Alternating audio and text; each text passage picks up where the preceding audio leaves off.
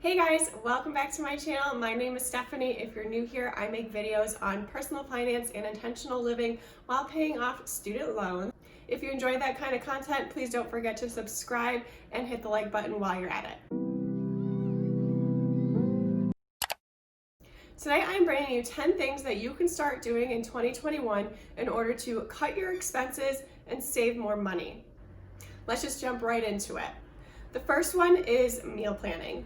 I am a huge proponent on meal planning. I think meal planning is one of the best things you can do in order to cut your expenses. Food is one of the top 3 categories that people spend the most money on after housing and transportation. Meal planning involves planning what meals you're going to eat for the week and then buying ingredients only for those meals. This helps you avoid buying too much food at the grocery store and getting into purchasing snacks and unhealthy junk food while you're browsing the aisles. We started meal planning about 3 years ago and have noticed a significant change in our grocery bill. Meal planning ends up saving us a ton of time and money. We're able to know exactly what meals we have planned for the week, and we don't have to spend time thinking of meals or running to the grocery store because we forgot a certain ingredient. I definitely recommend that if you're not already meal planning to start doing that this week. The next tip is to download receipt scanning apps. There's a few different receipt scanning apps, but my personal favorite is Fetch. With Fetch, you take a picture of your receipt after you did your grocery shopping and you get points for every receipt. Certain items get you more points and some items are completely free. I've been using Fetch for over a year now and have been able to cash out multiple different gift cards. If you want to give Fetch a try, my code is below and this will give you 2,000 points for your first receipt. Number 3 is to get a library card. If you don't already have a library card, you're missing out not only on free books, but also music and movies and different programs that your library may offer. I like to use my library card not only for physical books, but I also use it for audiobooks and ebooks. If you're currently paying for Audible, I really don't think you need to. You can download the app Hoopla and you use your library card to create an account and you get access to tons of free audiobooks and ebooks and music. I love using this for long car rides, specifically when we made the move from North Carolina to Florida. This was great. Having a library card saves me a ton of money because I love to read and I love to read physical books, which can cost $15 to $25 for a book. But by checking them out at the library, I get them for free. Number 4 is to get rid of Amazon Prime. This one may seem kind of hard for some of you guys, but I promise you, you really don't need it. We haven't had Amazon Prime in over 4 years and don't miss it at all.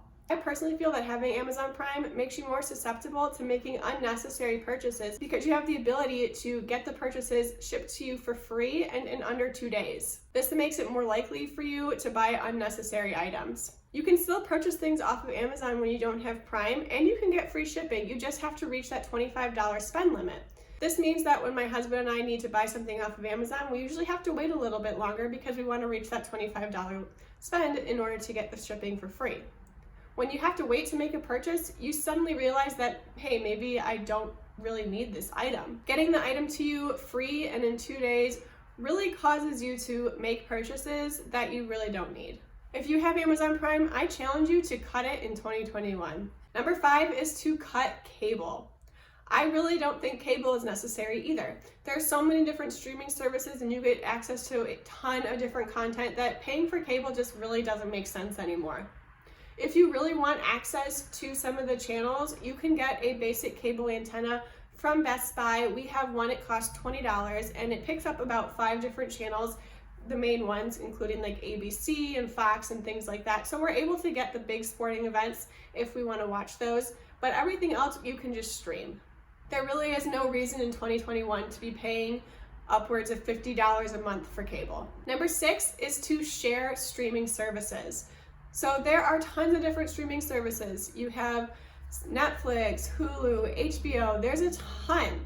And a lot of them allow you to make multiple different profiles. So with that, you can share a streaming service with a family member or a friend and be able to cut the cost per month in half. We do this with most of our streaming services and that helps us keep our costs low, but we are still able to access a bunch of different streaming services. Right now we have access to Netflix, HBO, Disney Plus, and Hulu, and we don't pay full price for any of them. Number 7 is to look into changing your car insurance provider. When we first got car insurance, we ended up going with AAA because that's what our parents had. It was just like the commercial. We ended up switching to Progressive because the cost was significantly less and the coverage was the same. We've had Progressive for over a year now and have had no issues with it. If you feel like you're paying too much for car insurance, I would definitely do a little bit of research into looking at different car insurance providers and see if you can cut that down. Car insurance tends to be a really expensive cost, and there are definitely ways to decrease that cost. Similar to number 7, number 8 is to look into changing your cell phone provider. Currently, my cell phone bill is my highest recurring bill after my rent, which is crazy. We have Verizon and we're in a contract that ends in May, and once that contract ends, we are definitely switching from Verizon. There are a ton of budget-friendly cell phone providers that have pretty good coverage. Specifically, we're looking into using Mint Mobile when the time comes. They have a $30 a month plan that is unlimited. Right now, we pay over $175 a month for the unlimited plan with Verizon, which is insane. Being able to cut that down to $60 a month will save us so much money in the long run. If this isn't something you're thinking about, I definitely think you should look into it. Try switching from one of the popular providers to a more budget-friendly one. If you've used Mint Mobile, I would really like to hear your opinions about it, what you think, because we're definitely thinking about making this switch come May. Number 9 is to work out at home. If you're paying for a gym membership and not actively using it, you are wasting money. It's totally possible to get a great workout at home for free. YouTube has a ton of different workout programs and they're all for free. Personally, I love at-home yoga routines. I really enjoy doing yoga at home because I don't really like other people watching me, and I also don't like having to pay $15 to $20 per class. We used to belong to Lifetime Fitness, and that was one of the things that we cut as well. While it is nice to have access to the fancy gym equipment in the pool, we just felt that overall we could get the workout that we needed at home and that we could maybe look into adding that back in the budget when we reach debt freedom. Number 10, and my favorite tip, is to buy secondhand.